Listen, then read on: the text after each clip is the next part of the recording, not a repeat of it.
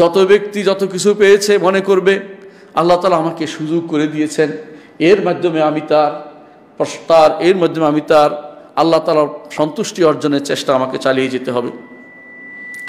এটা না বুঝার কারণে দুর্ভাগ্যবশত আমাদের শেখ সালেহ সুহাইমি একটা কথা বলতেন সব সময়, ইয়াকদি আলাল মারই ফি আইয়ামি মাহনাতিহি ফায়ারা হাসানান মা লাইসা বিল হাসানি।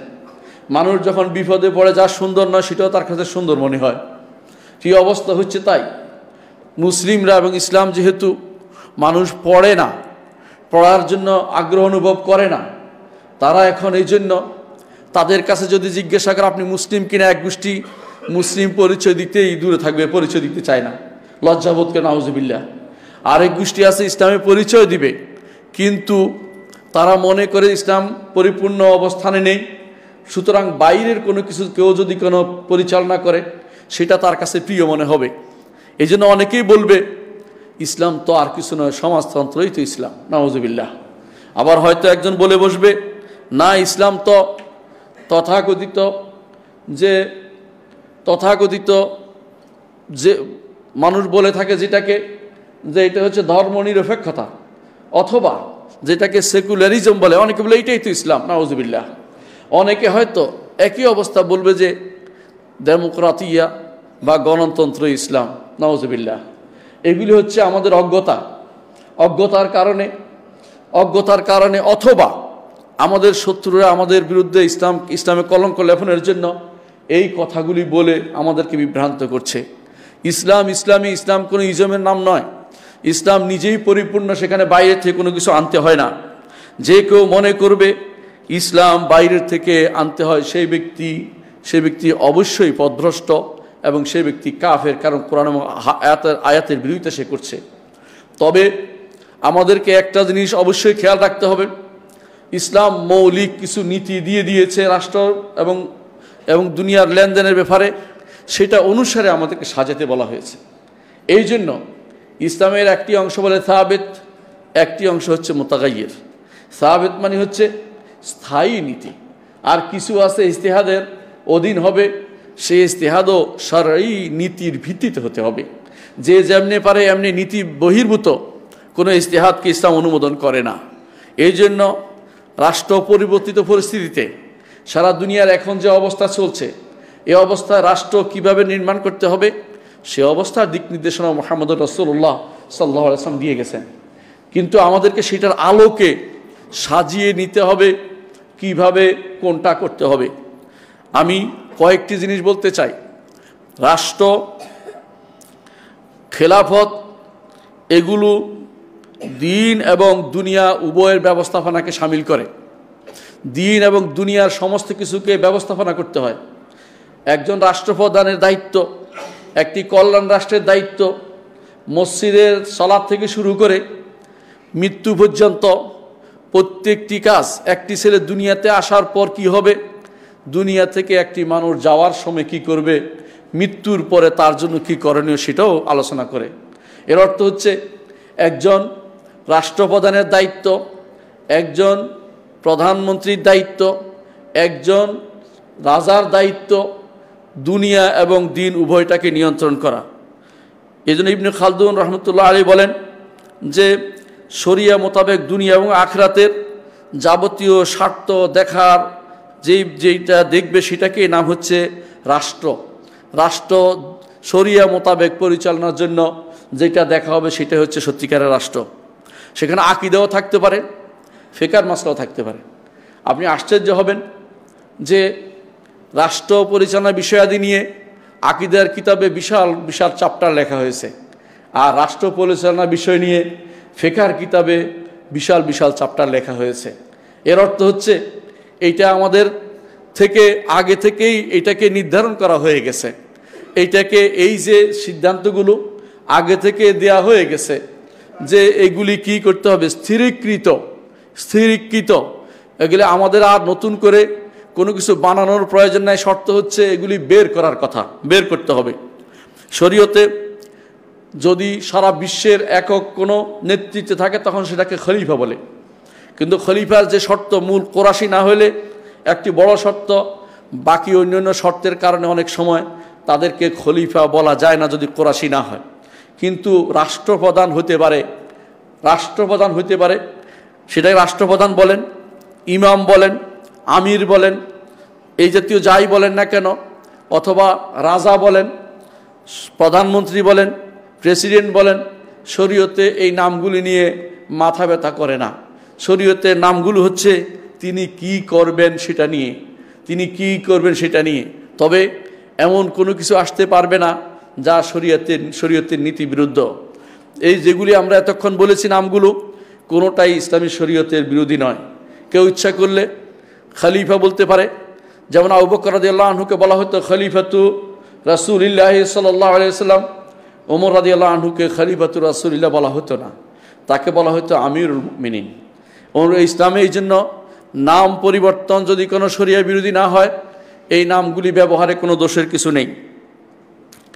ইসলামে মনে রাখতে হবে, ইসলামে দুইটা জিনিসকে ভিন্নতা দিয়েছে অনুমোদন সহ। একটি হচ্ছে খেলাফত, আরেকটি হচ্ছে রাজতন্ত্র। রাসূলুল্লাহ সাল্লাল্লাহু আলাইহি ওয়াসাল্লাম বলেছেন, আল খেলাফাতু বা'দি 30 সানা, আমার পরে খেলাফত 30 বছর থাকবে।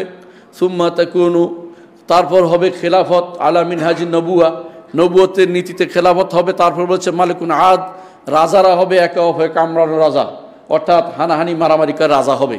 রসুল সেটা ঘোষণা করেছেন। আবার রাসূলুল্লাহ সাল্লাল্লাহু আলাইহি ওয়াসাল্লাম বলেছেন, জিবরিল একদিন এসে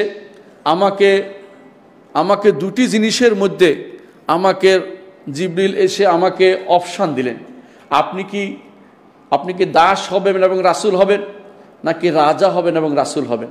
এর অর্থ হচ্ছে এই দুটি জিনিস কোনোটাই শরীয়ত নিষিদ্ধ নয়, না হলে রসুলকে অপশান দিতেন না। কিন্তু রসুল পছন্দ করেছেন রাসূল হওয়া এবং দাস হওয়া। তারপরেও আমরা কোনো পক্ষপাতিত্ব করছি না। যদি কেউ অন্যায় করে, সে যেই হোক না কেন, সে অন্যায়কারী বলেই বিবেচিত হবে। আর যে ভালো করবে সে অবশ্যই আল্লাহর কাছে সেটার পুরস্কার পাবে। সম্মানিত মুসলিয়ানে কেরাম, ইসলামী রাষ্ট্র প্রতিষ্ঠার বিধান কি? ইসলামী রাষ্ট্র এবং ইসলামী রাষ্ট্রপ্রধান দুইটা নির্ধারণ করা ওয়াজিব, এ ব্যাপারে কোনো মতভেদ নাই। শুধুমাত্র খাওয়ারিজদের মধ্যে নাজদাত এবং আজারেকা ছাড়া আর সবাই এ ব্যাপারে একমত। মুসলিম যারা আহলুস সুন্নাহ ওয়াল জামা, এরা সবাই এ ব্যাপারে একমত যে অবশ্যই রাষ্ট্র প্রতিষ্ঠা করতে হবে, রাষ্ট্রপ্রধানও রাখতে হবে। দলিল হচ্ছে কোরআনে কারিমে আল্লাহ তাআলা বলেছেন, ইয়া আইয়ুহাল্লাযিনা আমানু আতিউল্লাহ ওয়া আতিউর রাসূলা ওয়া উলিল আমরি মিনকুম, হে ঈমানদারগণ, তোমরা আল্লাহর আনুগত্য করো, রাসূলের আনুগত্য করো এবং তোমাদের মধ্যকার যারা ক্ষমতাসীন তাদের আনুগত্য করো। এর অর্থ হচ্ছে ক্ষমতাসীন থাকবে, ক্ষমতাসীন বিষয়টা দেখার বিষয় রয়েছে। আল্লাহ তাআলা আরও বলেছেন, ওয়া আনিহকুম বাইনাহুম বিমা আনজালাল্লাহু ওয়া লা তাত্তাবি'উ আহওয়াআহুম, আল্লাহ তাআলা বলছেন যে আর আপনি হে নবী বিচার করুন, তাদের মাঝে ফয়সালা করুন, তাদের মধ্যে শাসন কার্য পরিচালিত করুন, কিন্তু তাদের কোনো প্রবৃত্তির নিয়ম আপনি মানবেন না। প্রবৃত্তি হচ্ছে গণতন্ত্র, প্রবৃত্তি হচ্ছে সমাজতন্ত্র, প্রবৃত্তি হচ্ছে সেকুলারিজম। যত ইজম আছে সবই প্রবৃত্তি। আর আল্লাহ যেটা নাজিল করেছেন সেটা হচ্ছে আল্লাহর বিধান। আল্লাহর বিধান অনুসারে রাষ্ট্র পরিচালনার নির্দেশ আল্লাহ তাআলা দিয়েছেন। এর অর্থ হচ্ছে রাষ্ট্র পরিচালক হবেন একজন, আর রাষ্ট্রের আইন মানবে আরেকজন। এই কথা কোরআনে ঘোষণা করা হয়েছে। আল্লাহ তাআলা অন্যত্র বলেছেন, ফাহকুম বাইনাহুম বিমা আনজালাল্লাহ, সুতরাং আপনি তাদের মধ্যে ফয়সালা করে দিন যা আল্লাহ নাজিল করে সেটা অনুসারে। ওয়ালা তাত্তাবি'উ আহওয়াআহুম, আপনি তাদের প্রবৃত্তির অনুসরণ করবেন না।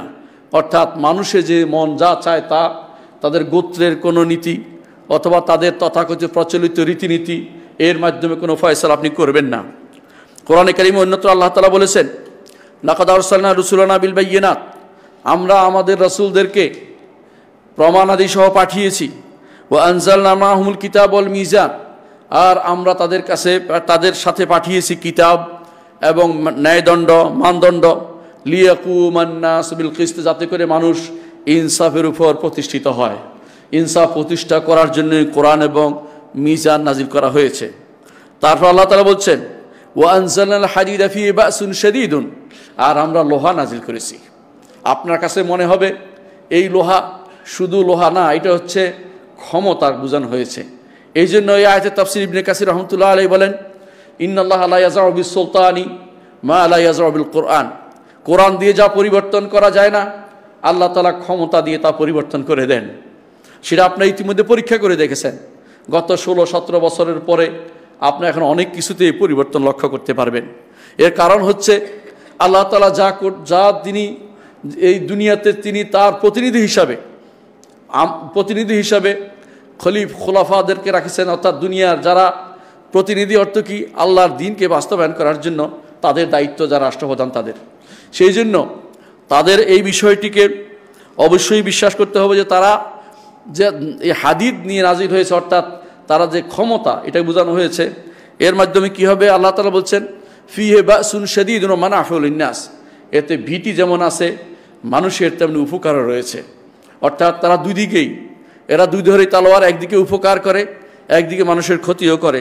কিন্তু আল্লাহ তাআলা বলছেন ওয়ালিয়া'লামাল্লাহু মান ইয়ানসুরুহু ওয়া রাসূলুহু বিল গায়ব, আল্লাহ তাআলা যাতে জেনে নেন কে না দেখে আল্লাহ এবং তার রাসূলের উপর ঈমান রাখে এবং আল্লাহ রাসূলকে দ্বীনকে সাহায্য করে। ইন্নাল্লাহা কাবিয়্যুন আজিজ, তিনি অবশ্যই শক্তিশালী এবং পরাক্রমশীল।